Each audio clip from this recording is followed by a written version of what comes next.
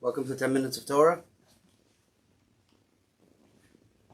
Hope everyone's having a good day so far.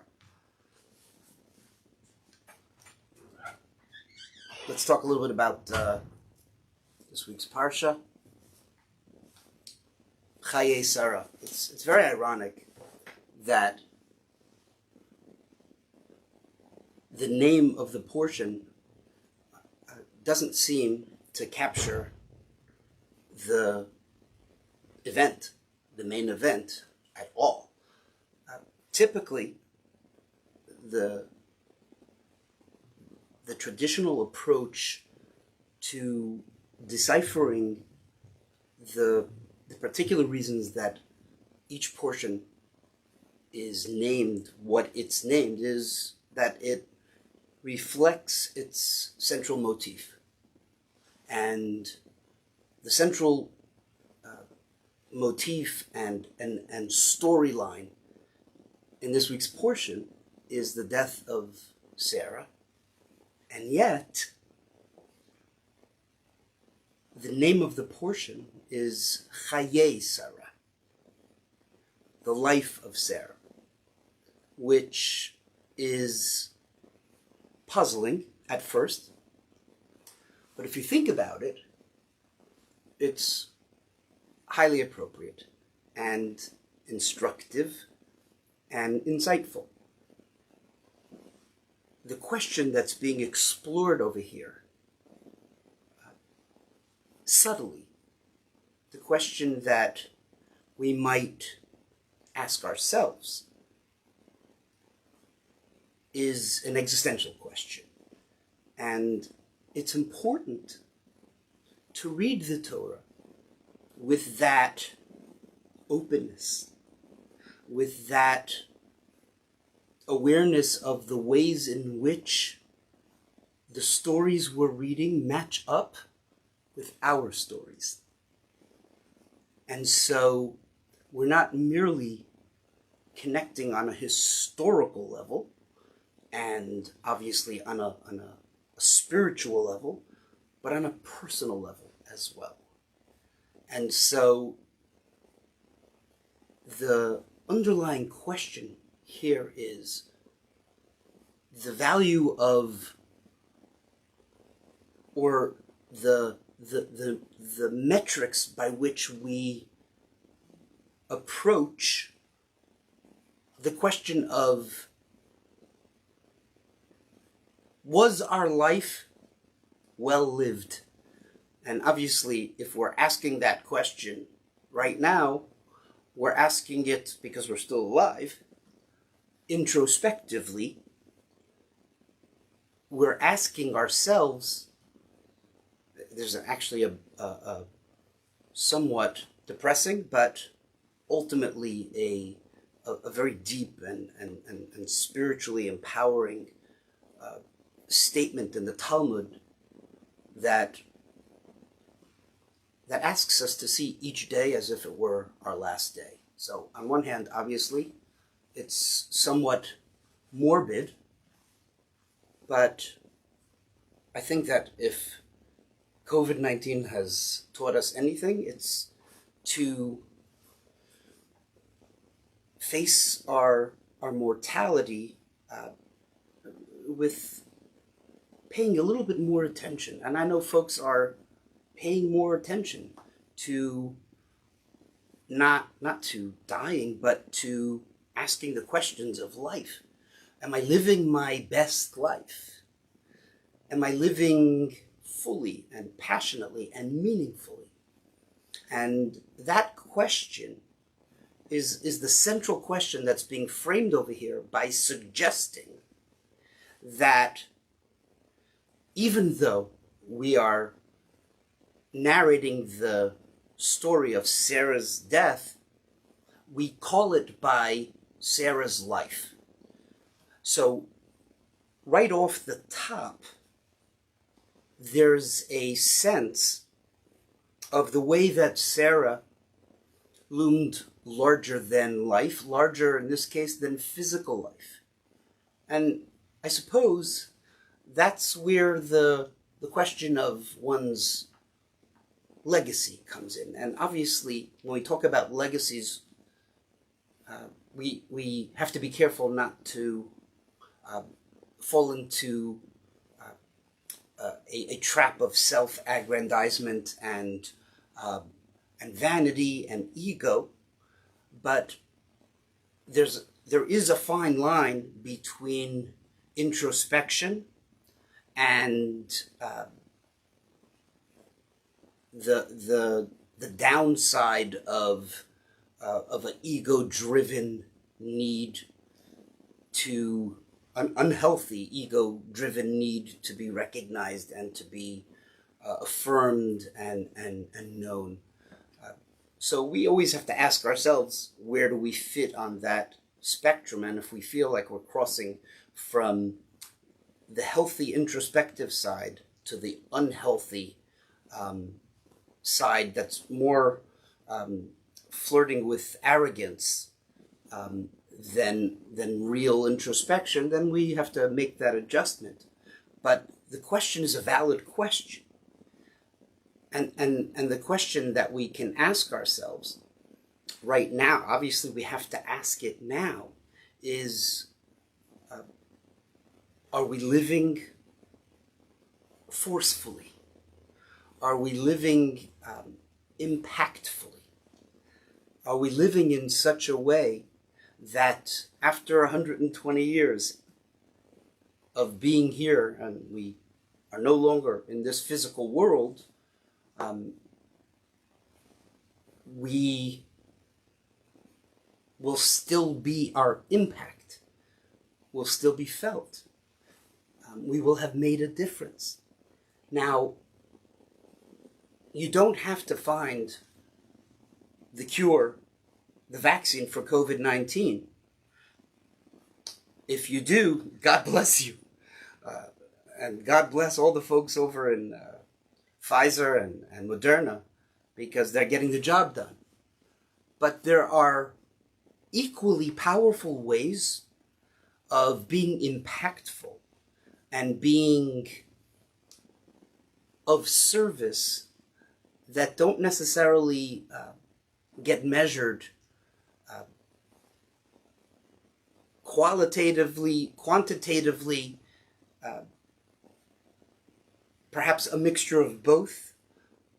But most importantly, I think the question is, did we put our heart and soul into it? As the famous story of Zusha of Anapoli, who was one of the Hasidic greats, his afterlife anxiety was not that they would ask him why he wasn't like Moses or like Elijah the prophet.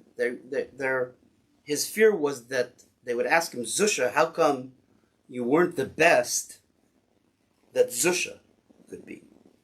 And so I think there are a couple of low-hanging fruit pointers in the portion itself that might lead to some tools, some spiritual tools, to some thinking tools, some meditative tools that can be beneficial in terms of measuring where we're at and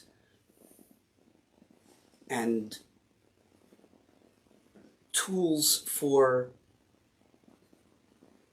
moving forward in a positive way. How do we do that? So I think one of the beautiful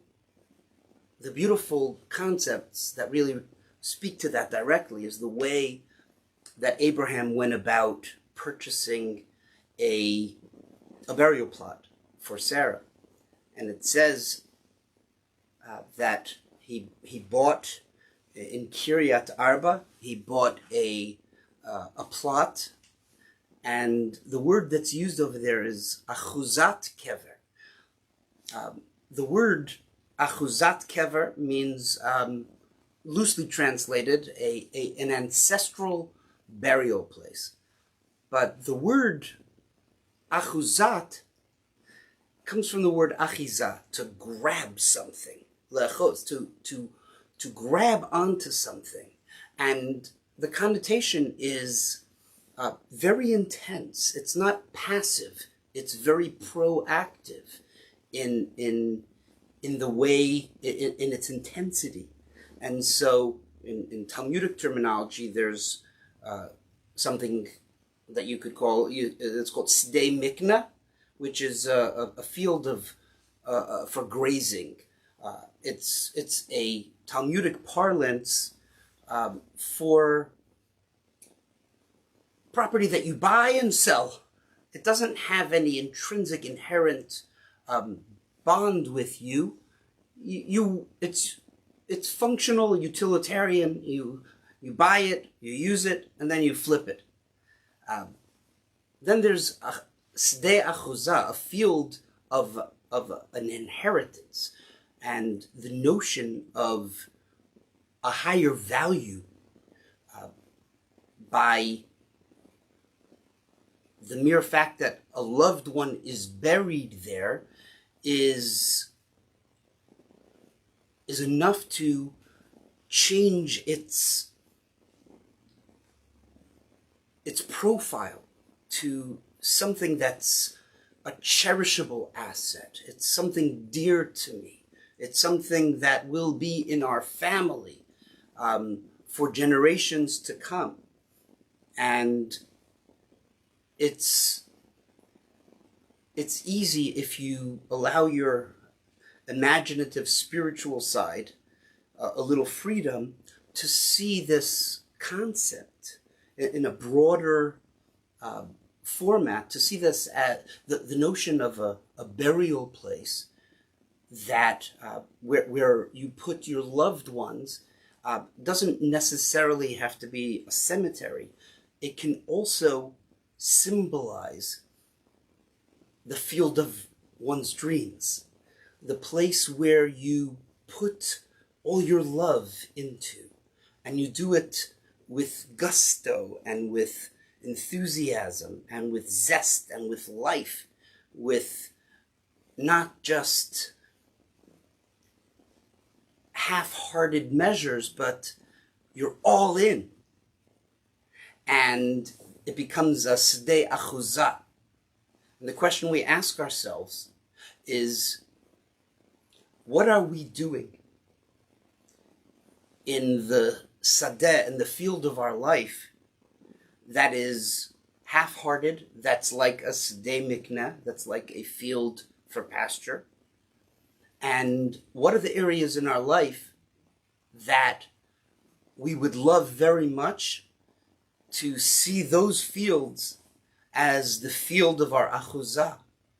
And if we can identify those places, each of us in our own world, then, and apply ourselves to that with positivity, then we're on the path to a life that is larger than death. A life that can be called our life, even when it's not defined by the limits of physical space and time and human consciousness. So you have these motifs that help you, that we can use, and the Torah is there for us to use, to benefit. It's Torat Chayim. It's a Torah that is meant and designed to deepen and give us a major qualitative dimension that is there for the taking. And it's important to know and to remember that it doesn't matter what stage of life we're in order for this kind of thinking to kick in, a more a more hands-on approach to our own lives can happen, even if, for whatever reason, up until now, we were living less enthusiastically and more reactionary, we were living more in terms of reacting to the circumstances that we find ourselves in, and that's most of us. But we don't have to allow our circumstances to define us entirely. And you can see that alluded to in an interesting conversation that Abraham has with the Bnei Ches. They're telling him, Abraham, you're a prince among us in our country. We would like you to solidify that by having a burial place in our cemetery. And he engages with them and offers them a reason to actually have his own cemetery, which is, by the way, the basic source for the notion of a Jewish cemetery and the importance of a Jewish cemetery. And he says, and the Torah says, Ger v'toshav anochi imachem. My status, my interaction with you is multidimensional. My relationship with the society around me is something that I cherish, something that I'm proud of, something that I celebrate. Like a Jew in America has that same multidimensionality of being a Jew and being an American citizen. So as an American Jew, I know that I love this country, I love its history, I celebrate its history, I feel sad when there's sadness in this country. It's a national feeling, and I celebrate July 4th because it's the day of the independence of this country, which is my country. I'm an American citizen, and I love that, and I'm proud of that. But I'm also a Jew, and that is also a primary identity. And so he explains that multi-tiered approach to citizenship, and they fully respect the universal aspect of it and its particularistic bent as well. And really that's one of the defining beauties of this country. On one hand, it is a melting pot. We are toshavim. But on the other hand, we are ger. There's a certain identity that is a positive, beautiful identity that the freedom of religion in this country ensures and safeguards and guarantees and encourages that duality of identity. So that's the reason that he gives them for his need for his own burial place. But if you think about it on a more mystical level, you can see this statement of Ger v'toshav anochi imachem. I am a resident and I am a sojourner, as being expressing an existential truth and an existential statement, a way of being. And I think it's easy to identify the places within us where we are toshav, where we are in both good ways and unhealthy ways, where we're set. So being set, the upside to that is stability. The downside is complacency. And therefore, if we want to tap into that Chayei Sarah energy where our life is more and more set up to be an impactful life, then we have to also pay attention to the ger, the sojourner, the journeyer within each of our souls. We are all, each and every one of us, is on a journey. But in order to make that journey meaningful, we have to consciously engage with it and ask ourselves the questions. Where am I? Where was I yesterday? And where am I heading today? What is my goal? What is my tochnit? What is my plan? What's the goal here?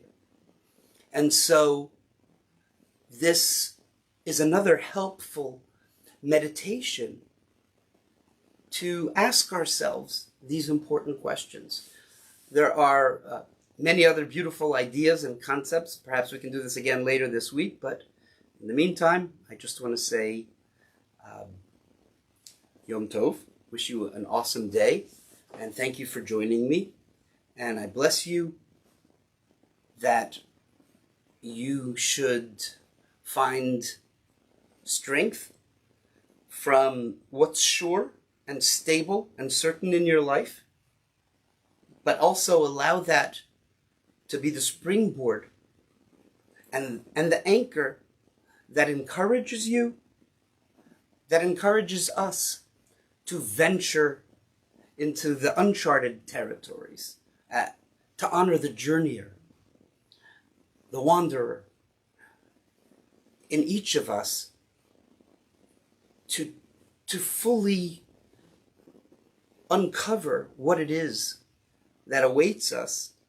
We have to step onto the path to do that, to begin that process. And I pray that we all find the strength and the courage and the joy to do that with hope and courage and with spiritual and material health. Yom Tov. Thanks for joining.